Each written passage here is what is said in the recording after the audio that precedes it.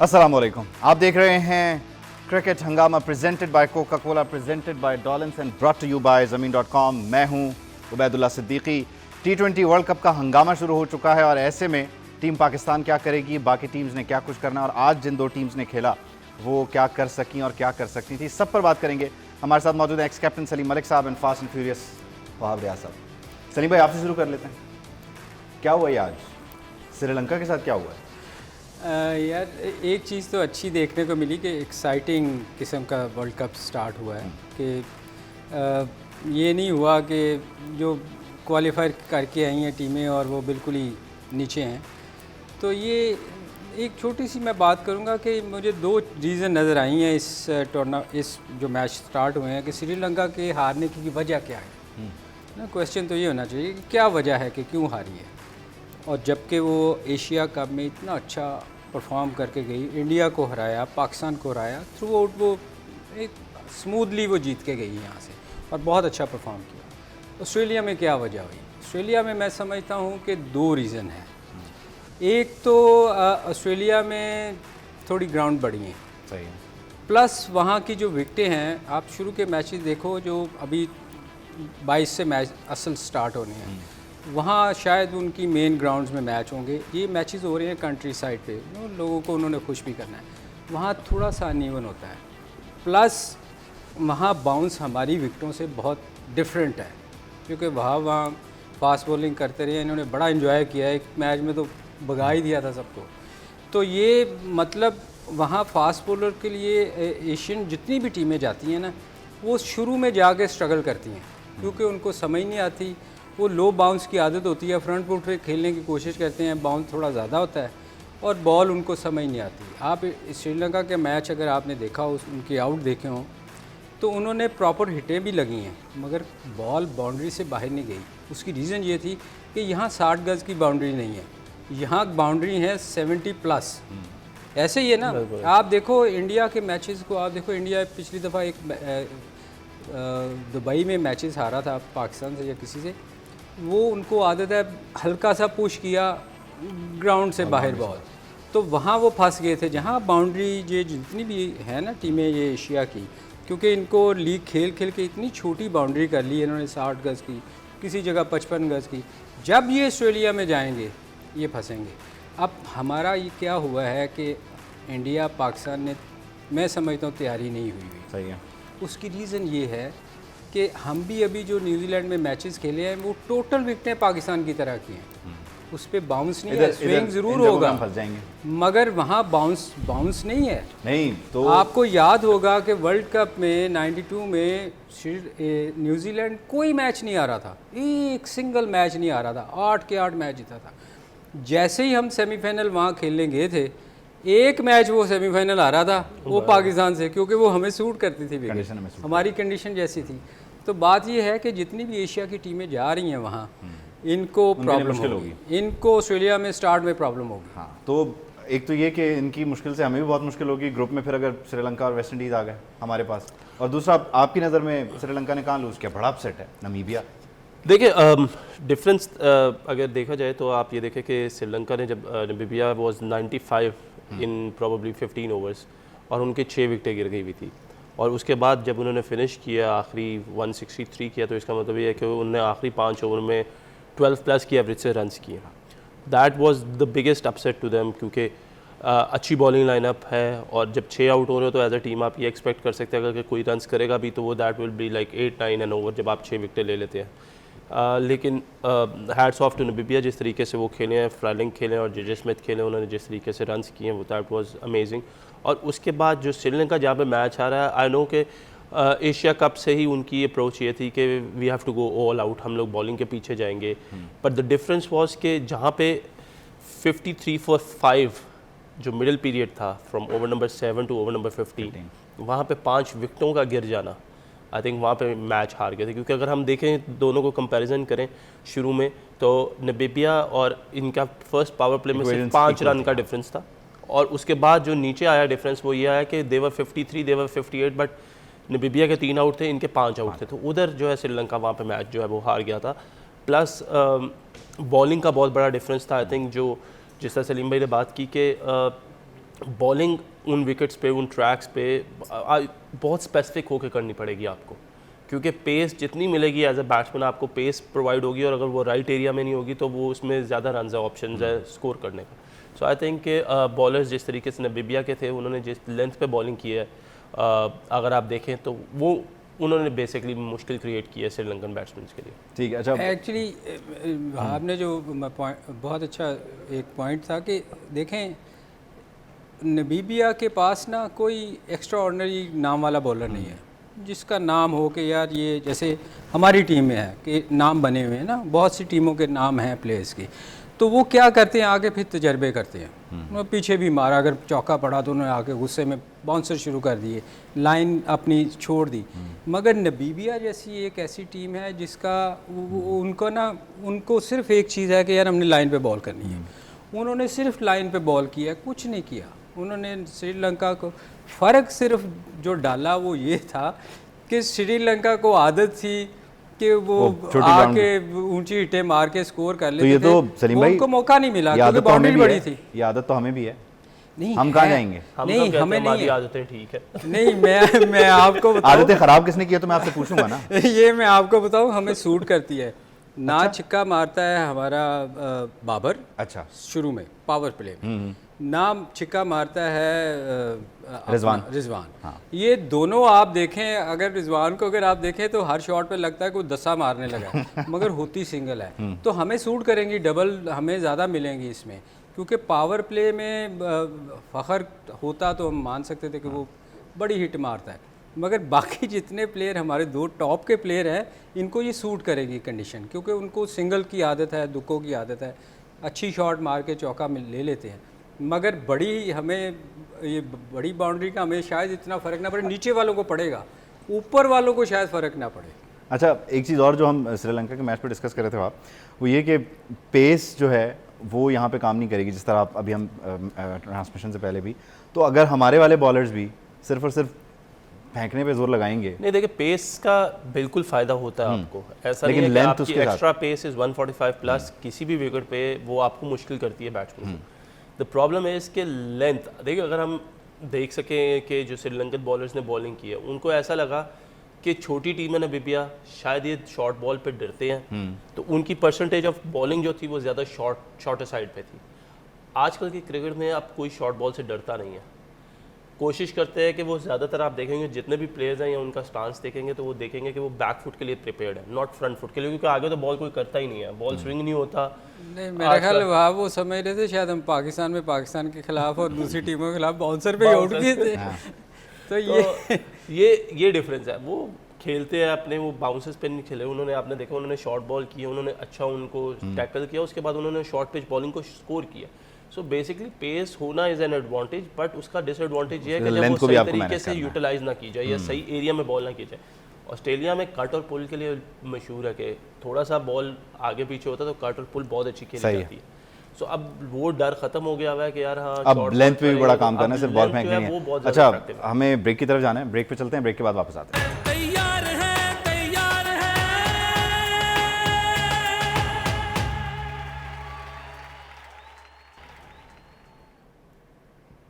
Welcome back. आप देख रहे हैं cricket Hungama presented by Coca Cola, powered by Dawlance and brought to you by ज़मीन.com। हमारे दो पैनलिस्ट हमारे साथ स्टूडियो में मौजूद हैं और तीसरे भी जल्द हमें स्टूडियो में ज्वाइन कर लेंगे, बस 1-2 दिन का इंतजार है। लेकिन अभी तीसरे पैनलिस्ट से आपकी मुलाकात करवाना बहुत ज़रूरी था, तो हमें ज्वाइन कर रहे हैं मोहम्मद आमिर, किसी तारुफ के मोहताज नहीं। Aamir, thank you so much, आपका इंतज़ार है यहाँ पे, सलीम भाई को भी, वहाब को भी। और आज जो अपसेट हुआ है श्रीलंका का, इसके बाद जो ग्रुप की सिचुएशन बन जाएगी हमारे, फिर हम ना ही समझें। ना अल्लाह ना करे ऐसे ना, ग्रुप जो है वो साफ हो जाएगा तो मजा भी आना चाहिए। अगर आप देखें कि ऑस्ट्रेलिया वाला जो ग्रुप था वो सबको स्ट्रॉन्ग लग रहा था, और अब श्रीलंका के आने से हमारे ग्रुप में अब ये जो थोड़ा सा ग्रुप है ये बैलेंस हो गया, और आई होप कि अच्छी क्रिकेट देखने को मिले हमें। ठीक है। अच्छा, इसी किस्म के जज्बात आपके भी हैं कि हमारे लिए मुश्किल नहीं होगी, मतलब हमारी जो ओवरऑल परफॉर्मेंस थी एशिया कप में भी जिस तरह हमने श्रीलंका के साथ खेला, तो देखिए एशिया कप में आप रिस्पॉन्ड कर दें, ये बड़ा नुकसान होता है ऑनलाइन लेने का ना। आमिर, आप बोलें। वो देखिए अब सर, अब दुबई जो है, दुबई की कंडीशंस जो थी वो डिफरेंट थी। वहां पे आप दुबई में श्रीलंका को लाइट नहीं ले सकते। लेकिन जिस तरह का अपसेट हुआ है आज ऑस्ट्रेलिया में, ऑस्ट्रेलिया की डिफरेंट कंडीशंस है, और अगर हम कंपैरिजन करें बॉलिंग का श्रीलंका के साथ और पाकिस्तान के साथ, तो पाकिस्तान का थोड़ा सा अपर हैंड है। ठीक है, बैटिंग दोनों की मुझे लगता है ठीक ही है, बस 50-50 आपका मतलब आप किसी को एज नहीं दे सकते, लेकिन बॉलिंग का बहुत बड़ा एज है पाकिस्तान को। अच्छा, और एक चीज और हम जो डिस्कस कर रहे थे, पेस के साथ साथ लेंथ का बड़ा ख्याल किया नामीबिया ने अपने मैच में, तभी उसने अपसेट भी किया।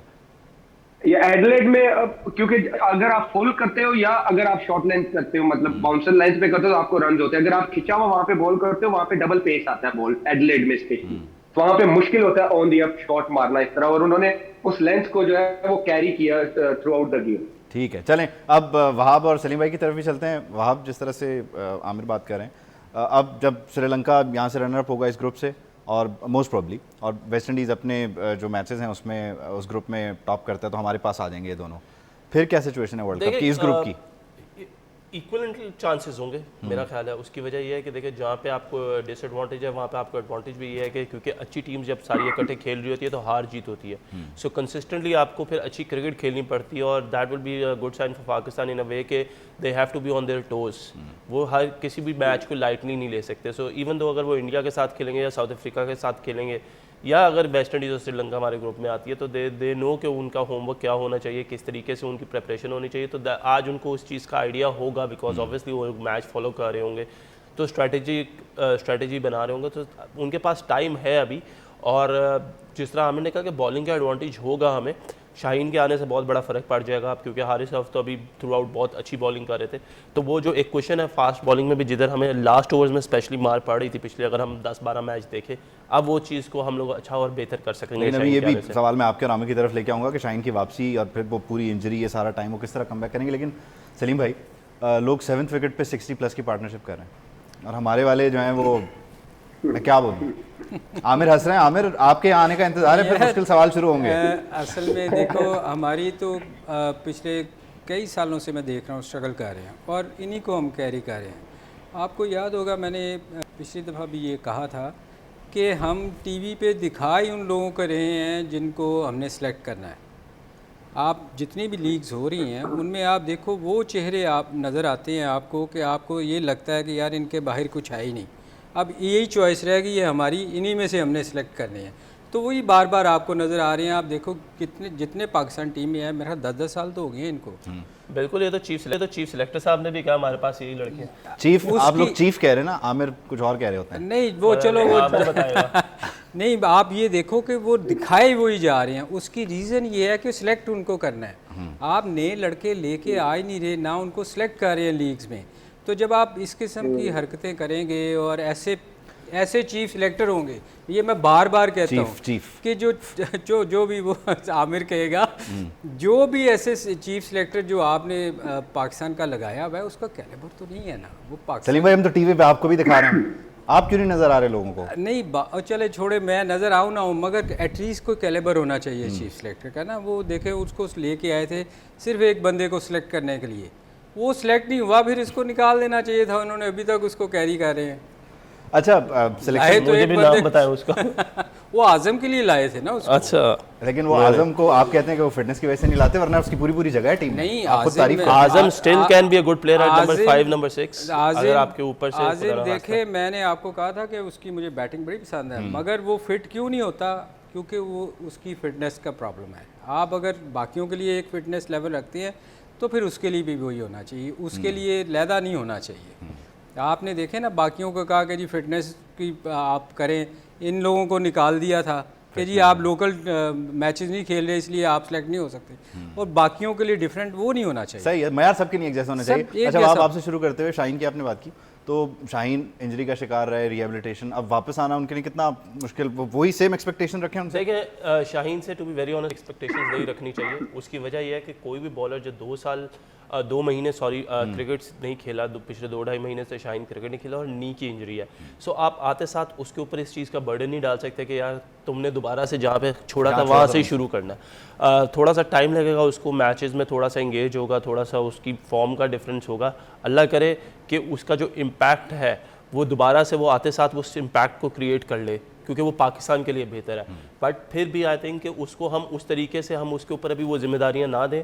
अगर वो करता है तो बहुत अच्छी बात है, क्योंकि उससे पाकिस्तान को फायदा है। वैसे और नहीं है तो आई थिंक उसको थोड़ा सा टाइम देना पड़ेगा हम लोगों को, क्योंकि नी की इंजरी से बहुत कोई भी जल्द बॉलर बड़ी है वो एक्सपेक्टेशन आते साथ फौरन दूसरा एक नहीं चीज़ ये बताइए कि मजमूई तौर पर जो हमारी एशिया कप में परफॉर्मेंस रही, उसके बाद फिर हमारा जो ट्रायंगुलर सीरीज़ में शाहीन फिट हैं या बहुत जल्दी कर लिया गया मैनेज के अच्छा चलें आ जाएं ताकि वो एक प्रेशर पड़े? देखिए पहले भी ये बात की थी कि शाहीन हिमसेल्फ नोज के क्या बेहतर है क्या बेहतर नहीं है। अगर शाहीन को ये लगा है कि वो फिट है तो वो फिट होगा, क्योंकि शाहीन फाइटर है।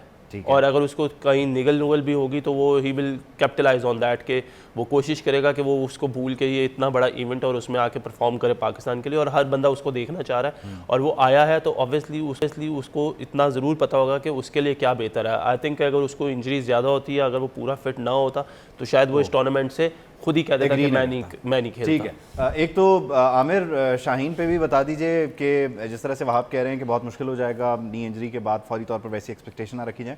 दूसरा, शाहीन के अलावा किस किस पे नज़र रखें? बहुत सारे लोग कह रहे थे कि एक बंदा और गायब है, वो होना चाहिए टीम में, लेकिन क्या समझते हैं आप, जो बाकी लोग गए हैं उनकी सिलेक्शन चीफ सिलेक्टर ने ठीक की है? देखिए मुझे अब वर्ल्ड कप तो आ गया, मैंने तो जो मेरा स्टांस था, जो मेरी सोच थी, सबको पता है, मैंने ट्वीट भी किया था।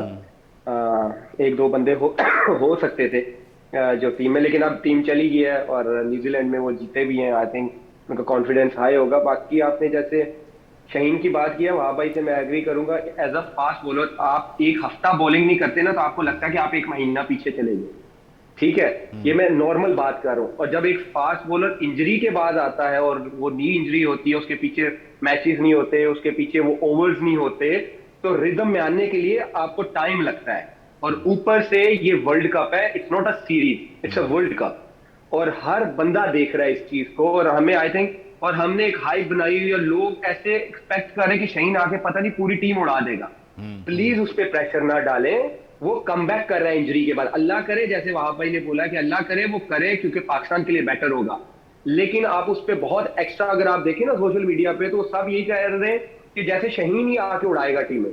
ठीक है, वो इंजरी के बाद आया है, उसको एक दो मैचेस दें। तो वो अभी प्रैक्टिस, अच्छा है कि उसको प्रैक्टिस मैच मिल रहे हैं, वो एक दो मैचेस खेलेगा, उसका आहिस्ता आहिस्ता रिदम आना शुरू हो जाएगा। एकदम से उस पर ना डालें। मेरे लिए आई थिंक इस टाइम आपका जो मेन बॉलर है हारिस का बहुत इंपॉर्टेंट रोल होगा। ठीक है, चलें इस गुफ्तगू को आगे बढ़ाएंगे, एक ब्रेक शामिल करते हैं, ब्रेक के बाद आपसे। एक बार नहीं 100 बार है, तैयार है, तैयार है, तैयार है, तैयार है।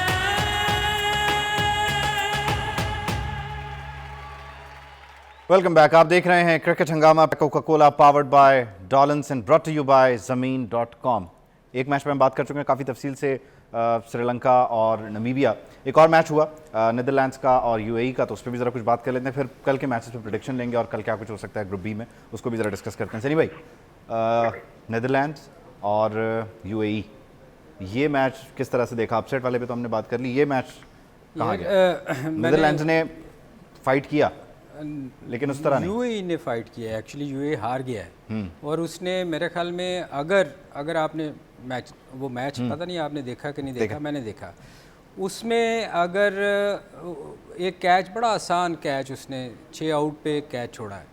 अगर वो देखें ना, ये कहा जाता है कि कैचेस विन मैचेस। आप अगर ऐसा कैच छोड़ दे जो बिल्कुल ही डॉली सा कैच था, अगर वो कैच पकड़ा होता तो मेरे ख्याल शायद आज यूएई जीती होती। मगर क्रिकेट है, क्रिकेट में ये चीज़ें चलती हैं। मगर दोनों टीमों ने बड़ी फाइट की, बड़ा अच्छा मैच हुआ, लो स्कोरिंग। देखें ना, 112 चेज़ करने के लिए उसको मुश्किल हो रही थी। और यूएई ने, मैं समझता हूँ, बहुत फाइट की। उसने बॉलिंग लेंथ पे, वही जैसे हम कह रहे थे कि सिर्फ अपनी लाइन एंड लेंथ पे बॉल किया। और उसमें एक चीज़ नज़र आ रही थी जो नोट करने वाली थी, कि बॉल जो था थोड़ा वेरी कर रहा था, एक पेस पे नहीं जा रहा था। जैसे होता है ना कि जैसे वहाब या आमिर बॉल कर रहे हो फास्ट बॉलर, तो वो एक पेस पे जाता है। जब बॉल वेरी करता है ना, तो फिर बैट्समैन के लिए बड़ा मुश्किल हो जाता है, क्योंकि उसके माइंड में होता है कि यार ये ऊंचा नीचा रहेगा बॉल, तो वो शॉट भी नहीं खेलता।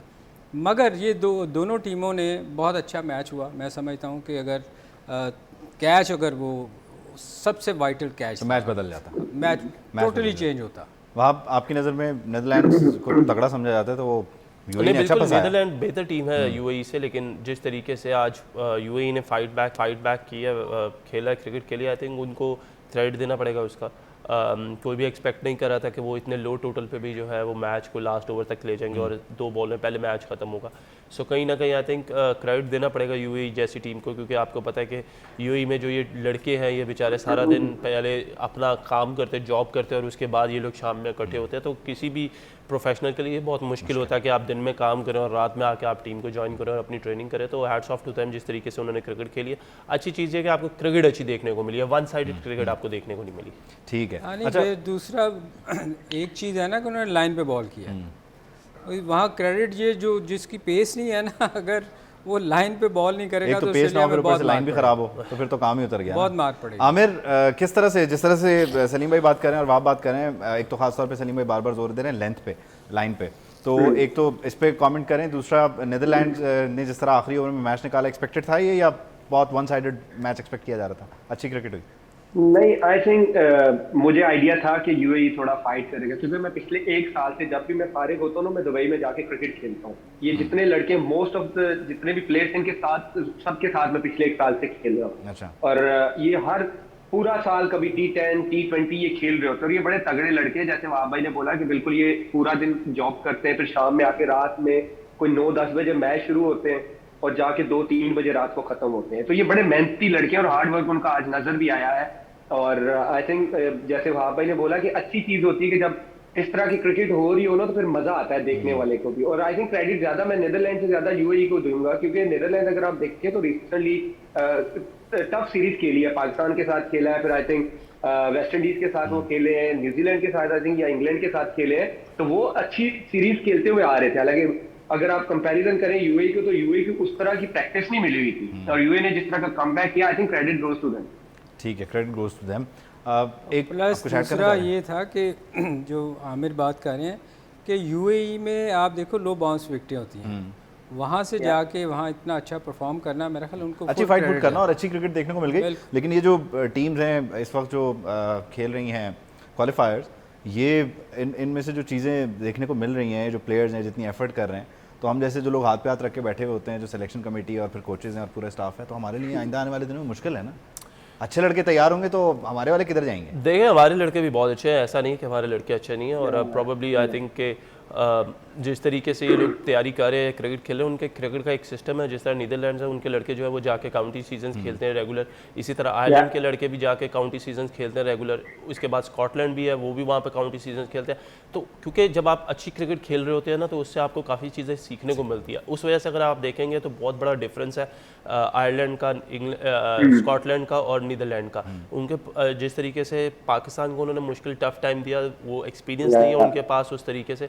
इस वजह से शायद वो पाकिस्तान को जीतने में थोड़ी सी ज़्यादा आसानी रही, लेकिन उन्होंने पाकिस्तान को टफ टाइम दिया और पाकिस्तान की फुल स्ट्रेंथ टीम खेल रही थी उसमें। इसी तरीके से अगर हम देखें कि अगर हम बात करें जिम्बाब्वे की, तो जिम्बाब्वे ने एज अ टीम बहुत अच्छा क्रिकेट खेली है। उन्होंने बांग्लादेश को अपने ही होम ग्राउंड में उन्होंने जो सीरीज़ है वो वाइट वॉश की है। सो यू नो, मतलब मेहनत कर रहे हैं लड़के, क्रिकेट खेल रहे हैं, जिनको जितना चांस मिल रहा है वो उस तरीके से एक्सपेक्टेड परफॉर्मेंसेस कर रहे हैं। ऑब्वियसली जब आप वर्ल्ड कप स्टेज में आएंगे, डिफरेंट कंडीशंस हैं, आप अपने घर से निकल के ऑस्ट्रेलिया आ रहे हैं, ऑस्ट्रेलिया में खेल रहे हैं, तो वहाँ पे कंडीशंस टोटली डिफरेंट है। अब जो टीम उसमें ज़्यादा जल्दी एडजस्ट कर लेगी, उसको ज़्यादा बेहतर फ़ायदा हो जाएगा। ठीक है। अच्छा आमिर, यही जब मैं सवाल कर रहा था आपसे तो आप हंस रहे थे, आप कुछ कहना चाह रहे हैं या मैं ब्रेक ले लूँ? कौन सा वाला? ये जो हाथ पे हाथ रख के बैठे होते हैं हमारे वाले, वो कहाँ जाएंगे? वो बस जाते हैं, टिकटॉक बनाते हैं, इंस्टा पे अपनी स्टोरीज डालते हैं, बारिश हो रही है, सारा कुछ देखते नहीं आप? अच्छा नहीं, ये मुझे एक चीज़ और आप लोगों से पूछनी है, मुख्तसर अगर आप बता दें इस पे। सलीम भाई से पाक इंग्लैंड सीरीज़ पे तो हमने बात की है, ये दुनिया भर में आप क्रिकेट खेलते रहे, ये कोचेज इसी तरह होते हैं कि बादल आए, बारिश हुई, हवा चल रही थी, हम मैच हार गए, या कोई नहीं, ऐसे नहीं। कैसे होता है आमिर? ऐसे नहीं होते। देखिए वैद भाई, मैं बिलीव करता हूँ, देखिए as a Muslim we all believe कि हर चीज पे अल्लाह का निजाम है, हर चीज पे अल्लाह का कंट्रोल है। ठीक है, जिस तरह अल्लाह ने दुनिया में हर चीज बनाई है ना, उसके कुछ चीजों पे इंसान को कंट्रोल दिया कि तुम ये करो, तुम ये करो, तुम अपना माइंड यूज करो, राइट? ये अल्लाह ही डालता है दिमाग में। और जब आप क्रिकेट की जॉब आप कोचिंग कर रहे हैं, तो अल्लाह के फजलो करम से आप यहाँ पे कर रहे हैं, पाकिस्तान की कोचिंग कर रहे हैं, राइट? तो जब आप पाकिस्तान की कोचिंग की जिम्मेदारी निभा रहे हैं ना, तो फिर आप उसके आगे रीजंस बताएं ठीक है, कि हम हारे क्यों हारे। शायद बैट फील्डिंग की वजह से आ सकते हैं, बैट बॉलिंग की वजह से आ सकते हैं, बैट प्लानिंग की वजह से आ सकते हैं। दिन है, रात है, खुशी है, गमी है, एवरीबडी नो, ठीक है। लेकिन जो 15 लड़के क्रिकेट खेल रहे होते हैं और जिनको क्रिकेट का पता, उनको क्रिकेट का, जिनको नहीं पता तो जिसको पता है उसको बताना चाहिए, रीजन बताना। ये इनका काम है, इसी के लिए ये पैसे भी ले रहे होते हैं और इसी के लिए जाने भी जाते हैं। एक ब्रेक, रीजन बताएं। अच्छा एक ब्रेक शामिल कर लेते हैं, वापस फिर आपकी तरफ आएंगे। आप जब तक अपनी मुस्कुराहट ब्रेक के बाद वापस आते हैं।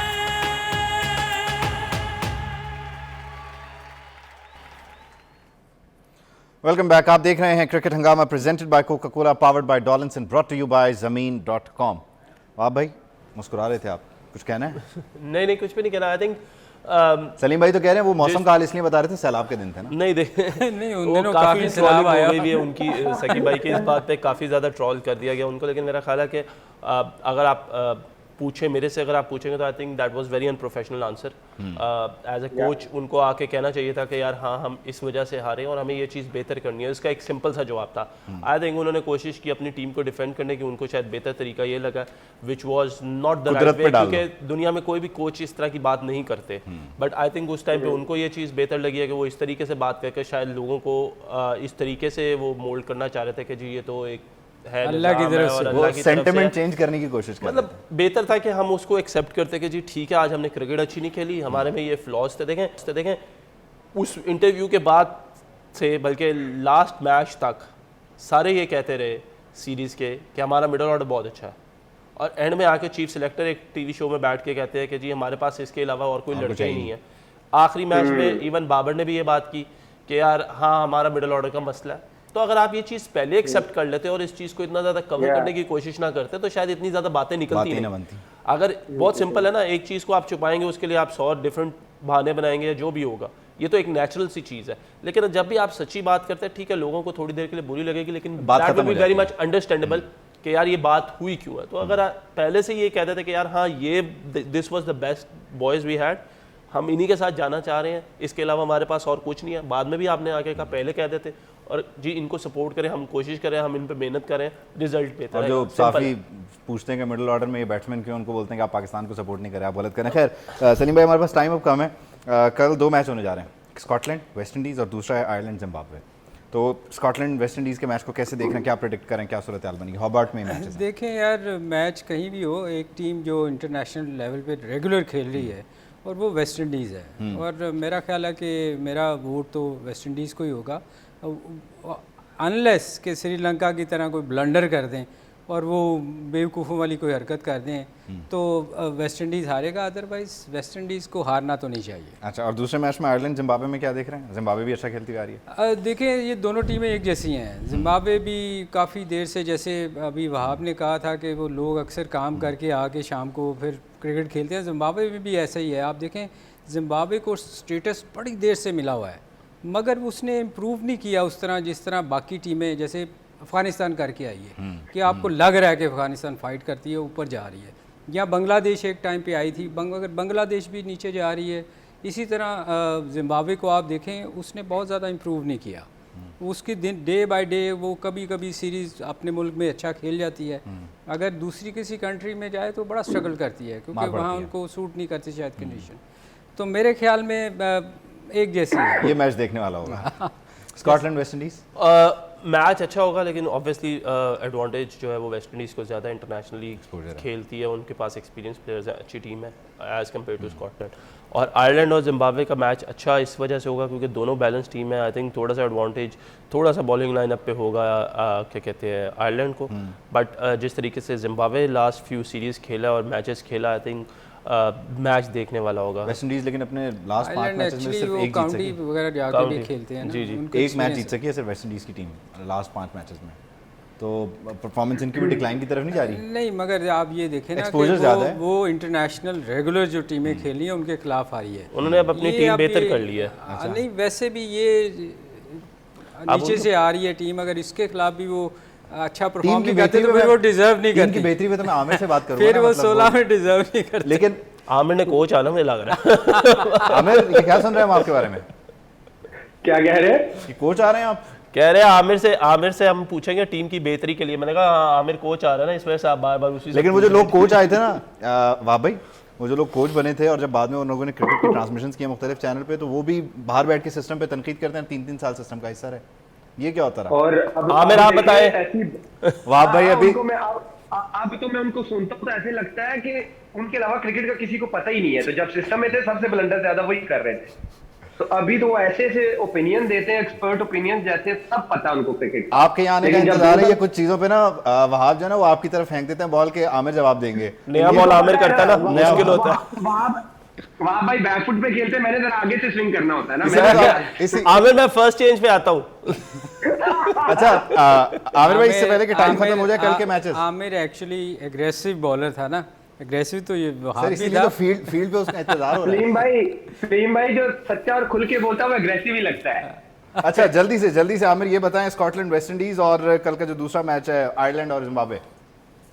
देखिए टेक्निकली तो वेस्ट इंडीज को जीतना चाहिए, लेकिन अपसेट हो सकता है क्योंकि वेस्ट इंडीज का आपको पता है कि या वो रोकते हैं या मारते हैं, उनका बीच वाला कोई रास्ता नहीं है, वो कुछ भी कर सकते हैं। स्कॉटलैंड क्योंकि अच्छी कंडीशंस में खेलता आ रहा है, क्योंकि स्कॉटलैंड की कंडीशंस देखें तो मुश्किल विकेटें होती हैं, स्विंग होता है, बाउंस होता है, तो वो यूज टू है।